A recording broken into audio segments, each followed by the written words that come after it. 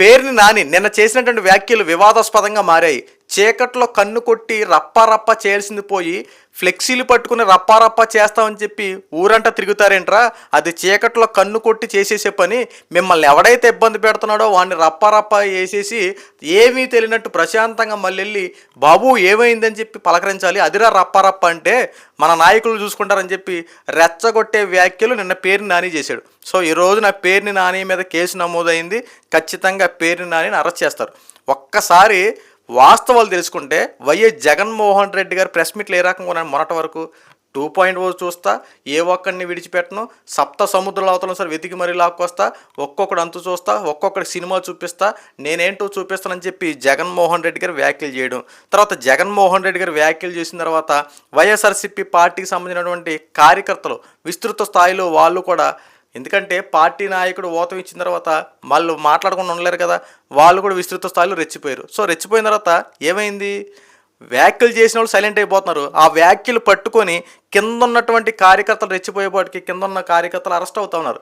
రీసెంట్గా ఈ సత్తెనపల్లి పర్యటనలో రప్పారప్ప అని చెప్పి ఒక బోర్డు పట్టుకుని ఒక ఫ్లెక్సీ పట్టుకున్నటువంటి ఒక కుర్రోడి పరిస్థితి ఏమైంది, రప్పారప్ప గొర్రెల్లో తల నరికినట్టు ఒక్కొక్కటి నరికేస్తామని చెప్పి 2029లో జగన్మోహన్ రెడ్డి గెలిచిన తర్వాత రప్పారప్ప చేస్తామని చెప్పి ఒక ఫ్లెక్సీ ప్లాకార్డ్ పట్టుకుని కూర్చున్నాడు. సో అతని పరిస్థితి ఏమైంది, అరెస్ట్ అయ్యాడు. వాళ్ళకి సంబంధించిన తల్లిదండ్రులు ఏంటి, రోడ్డు మీద బోర్న ఏడుస్తూ కూర్చున్నారు. ఇప్పుడు వాళ్ళు మాట్లాడేసి వెళ్ళిపోయారు. దాన్ని నువ్వు అదునుగా తీసుకుని నువ్వు ఏం చేసావు, ఇప్పుడు నువ్వు అంతకు మించి రెచ్చిపోయావు. రెచ్చిపోయినందుకు నీకు ఏమైంది, ఇప్పుడు పోలీసుల చేతులు ట్రీట్మెంట్ స్టార్ట్ అయింది నీకు. ఇది ఇప్పుడు నీకు తల్లిదండ్రులు ఉన్నారు, నీ కుటుంబం రోడ్డు మీద కూర్చొని ఏడుస్తూ ఉన్నారు. దీనికి రెస్పాన్సిబిలిటీ ఎవరో? నువ్వు వాళ్ళు మాటలు వేసి నువ్వు ఎక్కించుకున్న అభిమానం ఉండొచ్చు, ఎంతవరకు అంటే అంతవరకే. ఆ అభిమానాన్ని నువ్వు పీకల దాకా తెచ్చుకొని దానివల్ల నువ్వేమైనా సాధించగలిగావా? ఈరోజు నీ కుటుంబాన్ని రోడ్డు మీద లాక్కొని నువ్వు నాశనం చేసుకుని నువ్వే కదా. ఇప్పుడు నలుగురు అలరయ్యేవు, ఓరే బాబు అని చెప్పి నీ వెనమల ఎవరైనా ఆ వ్యాఖ్యలు చేసిన వాళ్ళే కానీ, లేదా నీ పార్టీని నువ్వు ఎంత చేసుకుని భుజస్కంధాల మీద మోయడానికి నువ్వు సిద్ధపడినప్పుడు నీ సంబంధించిన నియోజకవర్గం నాయకులు ఉంటారు కదా, ఆ నాయకులు ఎవరైనా వచ్చి నీకు సపోర్ట్గా నిలబడ్డారా?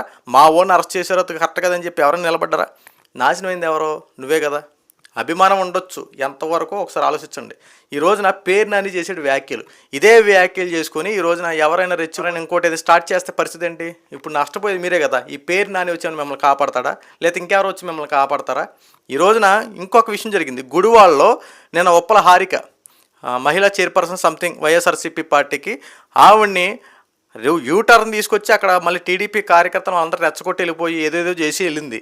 ఈ రోజున పేరు నాని ఒక ఏం మాట్లాడుతాం సార్ చూడండి.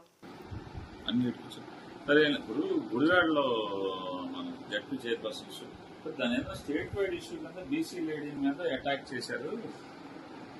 తెలుగుదేశం ఎమ్మెల్యే గోండాలో ఎమ్మెల్యే డైరెక్షన్ పైనుంచి లోకేష్ డైరెక్షన్ అని కొంచెం గట్టిగా స్టేట్ వైడ్గా అందరితో మాట్లాడించి కొంచెం చేస్తే బాగుంటుంది.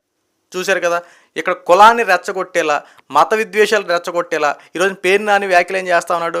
ఇదిగో మన పార్టీ మహిళకి అన్యాయం జరిగిపోయింది, ఇది స్టేట్ లెవెల్లో తీసుకెళ్ళాలి, దీని వెనక నారా లోకేష్ ఉన్నాడు, ఒక్కొక్కడు అంత తేల్చాలని చెప్పి పేరు నాని ఓతమిస్తున్నట్టు కనబడతా ఉంది. సో దీన్ని చూసుకుని ఈరోజు చాలామంది ధర్నాలకు దిగుతారు, అటు వెళ్తారు వెళ్తా ఉంటారు.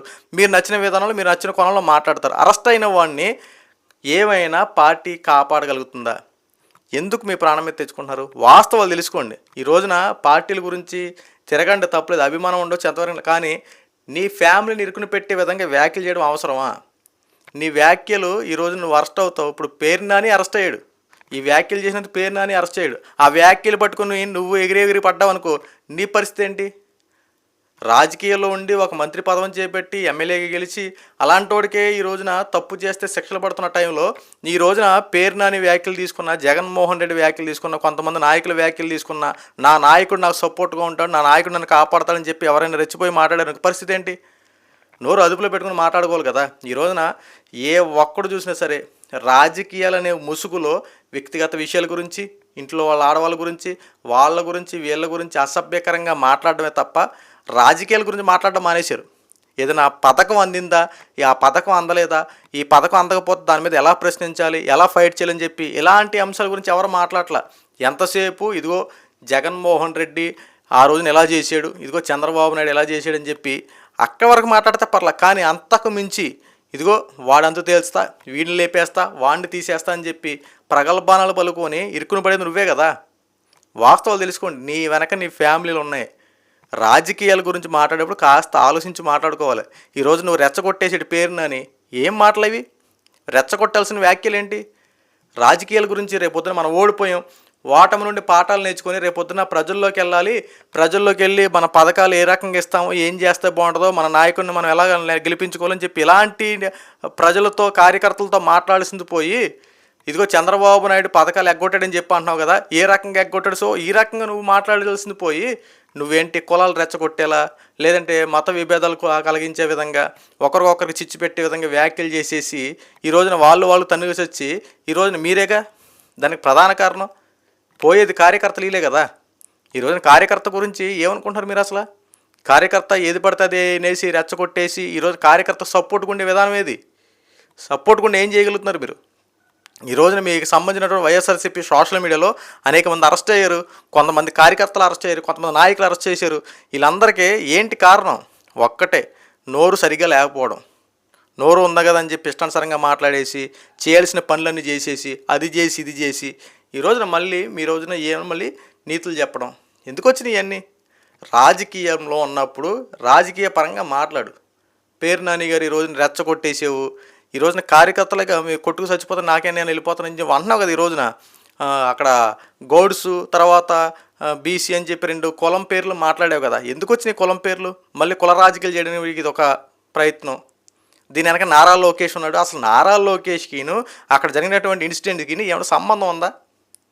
అసలు ఆ వెళ్ళిపోయి ఆవిడ ఉప్పల హారిక వెళ్ళిపోయి మళ్ళీ యూటర్న్ తీసుకొచ్చి వాళ్ళ యొక్క భర్త గారు ఆవిడ ఈ రోజున విస్తృత స్థాయిలో బూతులు తిట్టుకుంటా వ్యాఖ్యలు చేస్తే ఆవిడని అనటం మానేసి ఈరోజు దీని వెనక నారా లోకేష్ ఉన్నాడు, దీన్ని స్టేట్ లెవెల్లో తీసుకెళ్ళాలి, ఒక్కొక్కటి రెచ్చగొట్ట మొలందరం రెడీ చేసేయండి అని చెప్పి ఏం రెడీ చేస్తావు? ఇప్పుడు మిమ్మల్ని నమ్ముకుని వెళ్ళారనుకో, వాళ్ళకి రక్షణ ఏంటి? ఏం చేయగలుగుతావు? నిన్న కాక మొన్న ఏంటో జగన్మోహన్ రెడ్డి సత్తెనపల్లి పర్యటనలో ఒక కార్యకర్తని ఎక్కి తొక్కించారు, 2-3 చనిపోయారు. వాళ్ళ కుటుంబాలకే సరిగ్గా రక్షణ లేని టైంలో ఉంటే ఈ రోజున మళ్ళీ మిమ్మల్ని నమ్ముకొని ఎవరు వస్తారు? మామిడికాయ రైతుల గురించి ధర్నాకి వెళ్ళి చెప్పి మామిడికాయ రైతులను ఇబ్బంది పెట్టారు, అనేక మంది ఇబ్బంది పడ్డారు. అక్కడ మీరు ధర్నాలు చేస్తున్నారా? ధర్నాల పేరుతో ప్రజల్ని ఇబ్బంది పెడుతున్నారో ఒక్కసారి మీరు ప్రశ్నించుకోండి.